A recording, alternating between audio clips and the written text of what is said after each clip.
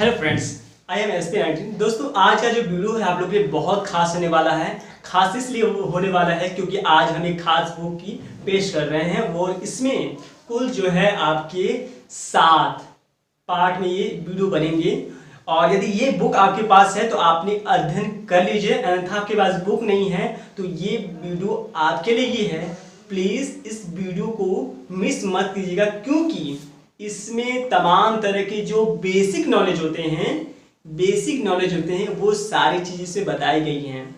इसके अलावा मैंने 2 वीडियो जो है मैंने अपलोड कर चुके हैं जिसमें आप देख सकते हैं ये जो सृजन की मूलधार 1 है जो किरण प्रदीप ने जो है लिखा है और इसका दूसरा पार्ट है। ये दोनों बुक मैंने जो है यूट्यूब पर वीडियो बना चुका हूँ। यदि आपने उस वीडियो को नहीं देखा प्लीज़ देखिए क्योंकि इसमें बेसिक नॉलेज है। जितनी भी इंपॉर्टेंट चीज़ें उन्हीं चीज़ों को बताई गई हैं क्योंकि एक स्टूडेंट जो लोग कला के क्षेत्र में जो जानते हैं जो नॉलेज सबको रखनी चाहिए वो बेसिक नॉलेज को पास जरूर होना चाहिए क्योंकि सब कुछ जो है बेसिक नॉलेज पर ही डिपेंड करता है।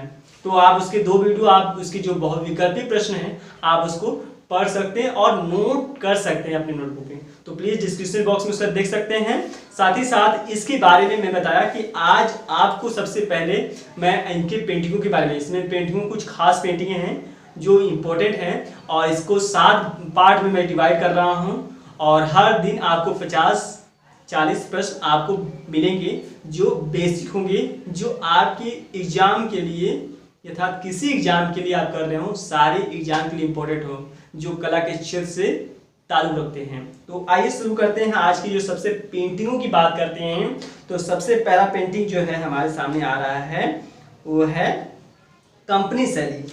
कंपनी शैली में जो एक पेंटिंग रखी गई है जिसका नाम है जापानी मोर। ये जापानी मोर कंपनी शैली का सबसे उत्कृष्ट चित्र है और बहुत ही लोकप्रिय है क्योंकि इसमें जो रियलिस्टिक जो वर्क किया गया है वो वाकई में काबिले तारीफ है। दूसरी पेंटिंग जो मैं आपके सामने दिखा पाऊँ वो पेंटिंग है आपकी बंगाल स्कूल। बंगाल स्कूल से बहुत सारे चित्रकार हैं जैसे रवि वर्मा और रविंद्रनाथ टैगोर और बहुत सारे यामिनी राय हैं, अमृता शेरगिल को आप लीजिए शायद में। तो ये ऐसे चित्रकार हैं जो बहुत ही लोकप्रिय हैं।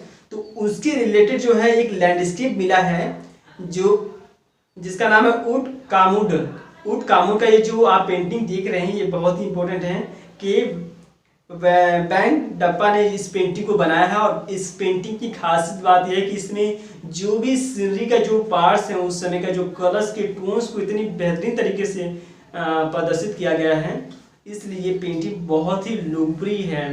बंगाल शैली का एक खास पेंटिंग है।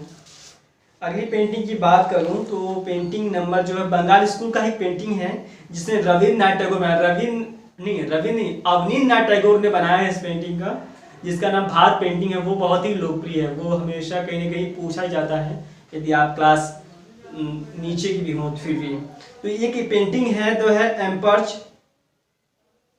एम्पर्स मार्च टू कश्मीर। रविंद्रनाथ टैगोर ने इस पेंटिंग को बनाई है और ये पेंटिंग लोकप्रिय है और इसमें जो कलर्स का जो आपको पता होना चाहिए जो अवनींद्रनाथ टैगोर जो है वो वास्ट पेंटिंग के जो है मेन है। तो साथ ही साथ अगला जो पेंटिंग मैं बताना चाहूँगा, ये अगला जो पेंटिंग आप देख पा रहे हैं ये पेंटिंग जो है नंदलाल बोस की है जो बिहार के रहने वाले हैं और इनका जो पेंटिंग इनका नाम रिटर्न ऑफ बुद्धा की कितनी रियलिस्टिक पेंटिंग है और कितनी अच्छा कंपोजिशन किया गया है। ये बेसिक चीज़ें हैं।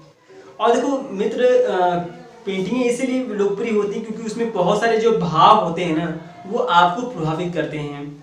तो ये भी पेंटिंग इतनी रियलिस्टिक लग रही है, इतने अच्छे भाव दें कि इसमें तीनों महिलाएं जो है अपने अपने भाव में किसी न किसी जो है भाव में जो है बहुत ही ग्रसित दिख रही हैं। अगली जो पेंटिंग मैं आपको दिखाने वाला हूँ पेंटिंग जो है अवनींद्रनाथ टैगोर के बारे में आपको पता होना चाहिए कि उन्होंने 60 साल की अवस्था में उन्होंने पेंटिंग 60 साल की अवस्था के बाद पेंटिंग बनाया था और उन्होंने उंगलियों में जो है कपड़े बांधकर। तो ये पेंटिंग देख पा रहे होंगे, बड़ा ही मॉडर्न। कहते हैं ना कि भारत में जो सबसे आधुनिक जो चित्रकार माने जाते हैं वो है अवनींद्रनाथ टैगोर। नोबेल पुरस्कार पाने वाले चित्रकार वही हैं आपके। तो ये इनकी पेंटिंग है देख पा रहे हैं और ये 2 पेंटिंगें हैं जिसमें दुर्घटना है और ये कंपोजिशन इन्होंने किया हुआ है और काफ़ी अच्छा लग रहा है और काफ़ी रियलिस्टिक लग रहा है मॉडर्न आर्ट में, जिस तरह से इसमें लिखा हुआ है जिस तरह, तो काफ़ी अच्छी चीज़ है। आधुनिक कला में आधुनिकता का जो है मीन का जो है।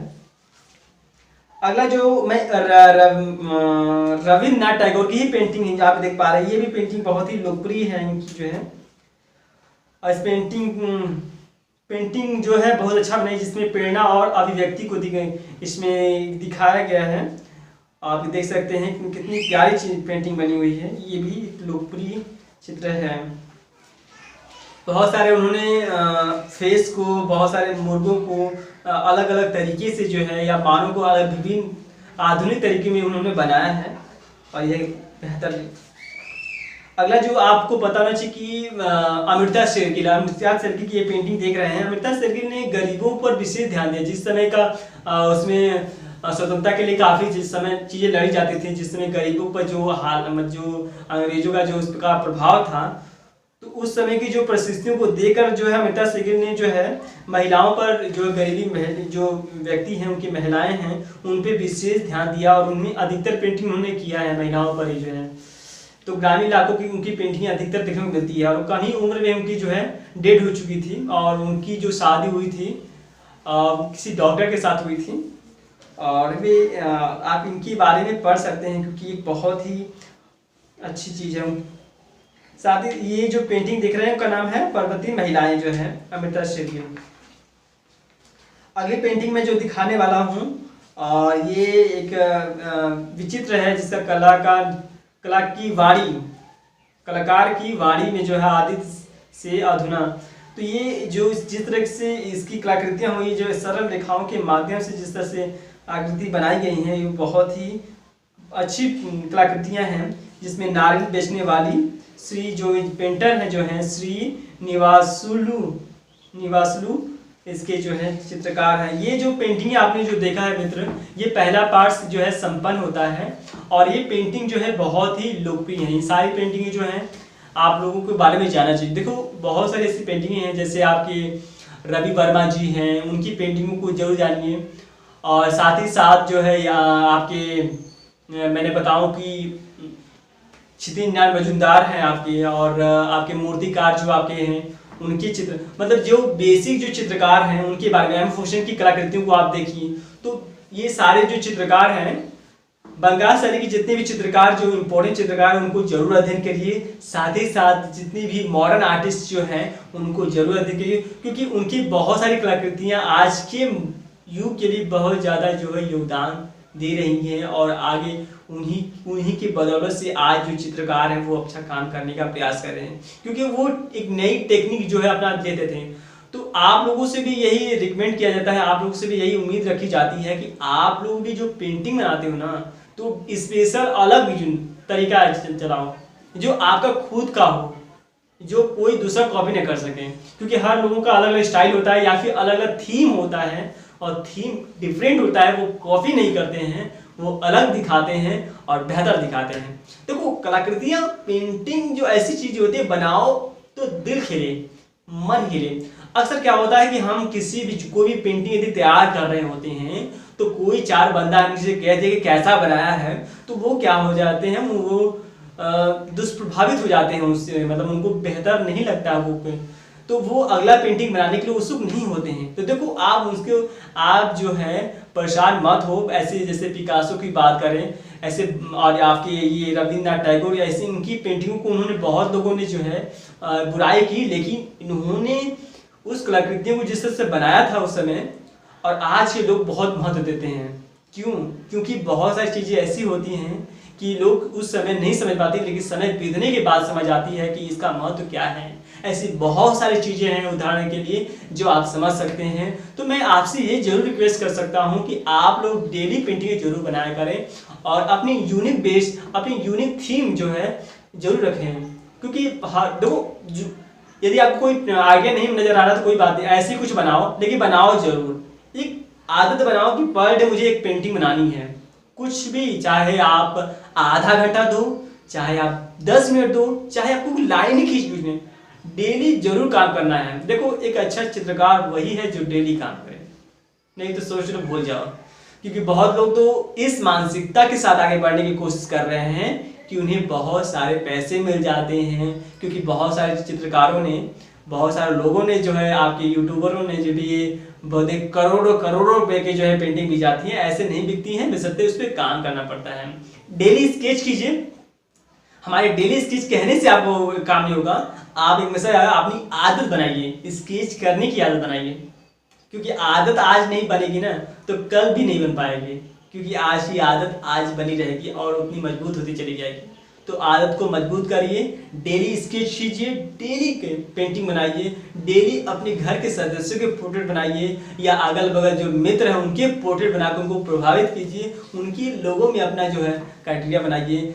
चुपचाप बैठ कर जो है फिल्में देखना, साथ ही साथ जो है उटपटांग चीज़ें करने से अच्छा है कि किसी की हेल्प करें, तो वो ज़्यादा फायदेमंद है, क्योंकि जीवन में महत्व है हमारा बहुत। Thank you so much.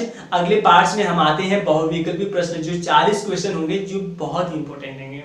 I hope ये वीडियो आपके लिए कारगर हो, मैं ये उम्मीद रखता हूँ। प्लीज़ आप इस वीडियो को जो सपोर्ट अवश्य करें, और सपोर्ट करने के लिए सिर्फ एक सिंपल सा काम करना होगा कि आप जैसे मैं आपकी हेल्प कर रहा हूँ, आप दूसरों की हेल्प करें, उनको जरूर शेयर करें, यदि नए हैं तो सब्सक्राइब अवश्य करें। Thank you. मिलते हैं अगले नेक्स्ट पार्ट में।